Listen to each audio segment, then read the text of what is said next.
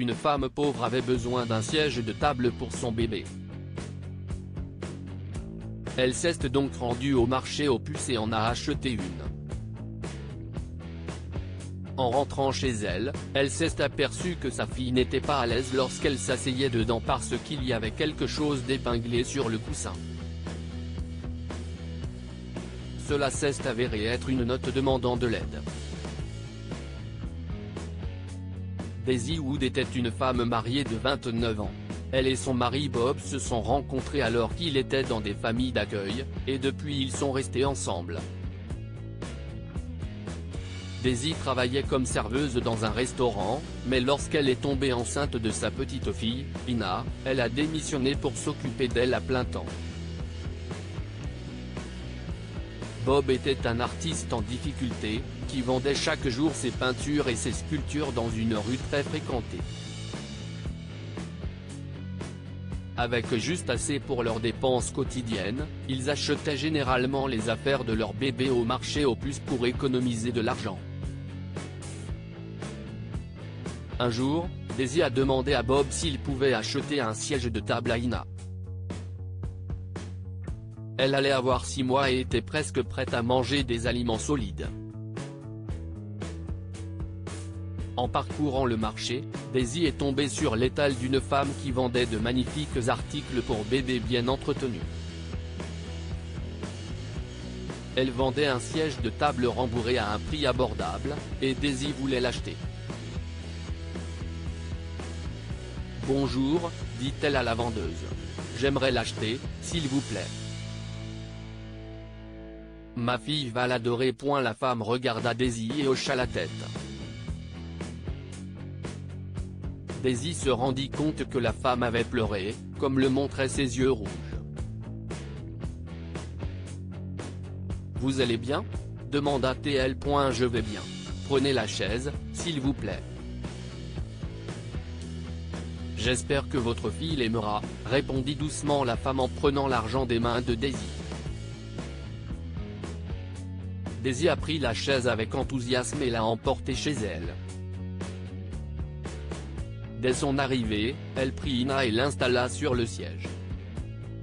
« Tu l'aimes ? demanda-t-elle à sa fille. Malheureusement, Ina s'est mise à pleurer dès qu'elle s'est assise. Confuse, Daisy pensa qu'elle devait simplement s'y habituer.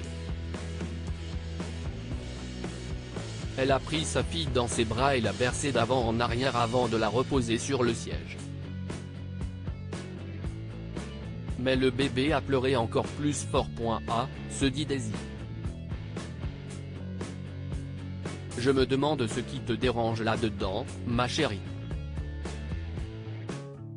Il a un coussin très doux pourtant, dit-elle en tapotant le siège. Elle prit Ina dans ses bras et souleva le coussin pour le réparer et s'y estit alors qu'elle remarqua un morceau de papier qui dépassait. Le morceau de papier était plié en deux, et une ligne ressortait par le haut. Cela incita Daisy à lire rapidement. Il y était écrit « Merci d'avoir ramené ce siège de table chez vous. J'aurais aimé le garder, mais malheureusement, je n'ai jamais vu ma petite fille grandir. Je l'ai perdue, ainsi que mon mari, dans un accident de voiture, il y a exactement 1 an. Chaque jour, je me demande pourquoi Dieu me les a enlevés et m'a gardé en vie. Ma petite dernière était une battante, elle est restée à l'hôpital pendant des mois.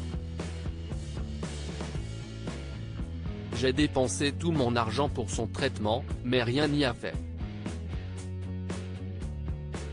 Elle n'a pas survécu. Je dois avoir perdu la tête.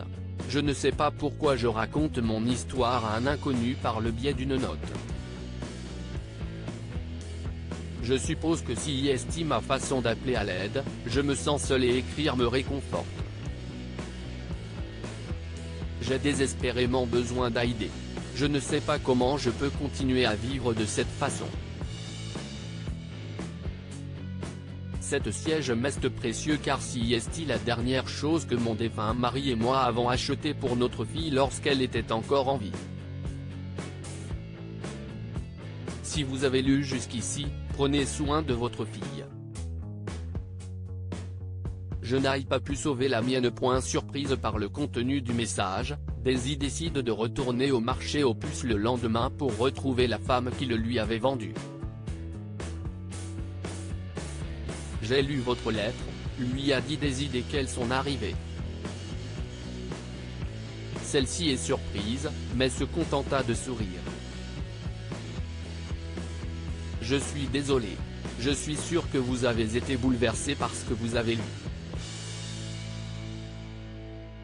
Je pense que j'avais juste besoin d'une amie à qui parler, et c'était ma façon de demander de l'aide, confesse la femme. Elle se présenta sous le nom de Samantha et tendit la main à Daisy pour qu'elle la serre. Tout va bien. Je suis contente d'être tombée dessus, assura Daisy à Samantha. Vous avez besoin de parler à quelqu'un? Je suis toute ouïe, lui a-t-elle dit, et Samantha s'est mise à pleurer. Elle a révélé que même si elle avait 2 autres enfants à la maison, son ancienne vie lui manquait toujours. Ma fille et mon mari me manquent tellement, a-t-elle déclaré en sanglotant. Mes enfants sont trop jeunes pour comprendre ce qui s'est passé. Ils n'ont que 3 et 5 ans. Je n'ai personne à qui parler à la maison parce que mon défunt mari et moi venions de déménager quelques mois avant l'accident, a expliqué Samantha. Je ne peux m'empêcher de me sentir seule. Je suis confrontée à mon chagrin tous les jours. Je ne supportais plus de voir les affaires inutilisées de ma petite fille à la maison, alors j'ai finalement décidé de les vendre au marché aux puces pour oublier, a-t-elle expliqué à Daisy. Daisy ne savait pas quoi dire à Samantha. Une partie d'elle voulait rendre le siège de table, consciente de sa valeur sentimentale. Cependant, lorsqu'elle commença à le proposer, Samantha refusa. Je peux garder ces choses aussi longtemps que je voudrais, mais cela ne remontera pas le temps et ne ramènera pas mon bébé. Je suis heureuse qu'il vous ait été donné. Peu importe le nombre d'objets qui lui appartiennent, elle continuera à vivre dans mon cœur pour toujours, assura Samantha à Daisy. Depuis ce jour, Daisy et Samantha sont devenues amies. Daisy a tenu compagnie à Samantha pour qu'elle ne se sente plus seule, et de même, Samantha est devenue un soutien pour Daisy. Pourquoi tu ne te trouves pas un travail ? Demanda Samantha à Daisy un jour quand celle-ci s'est plaint des factures que Bob et elle devaient payer. Je serais ravie de m'occuper d'Ina pendant tes heures de travail. Les garçons ont bien besoin d'un compagnon de jeu de toute façon, a proposé Samantha. Daisy était reconnaissante que Samantha soit prête à l'aider. Ensemble, elles ont cherché un emploi à temps partiel pour Daisy, afin qu'elle puisse aider Bob à payer leurs factures. Samantha venait chez Daisy avec ses 2 fils, où ils s'occupaient d'Ina jusqu'à ce que Bob et Daisy rentrent à la maison après leur journée de travail. Que pouvons-nous apprendre de cette histoire? N'ayez pas peur de demander de l'aide. Il n'est jamais trop tard pour un nouveau départ. Partagez cette histoire avec vos amis. Elle pourrait égayer leur journée et les inspirer.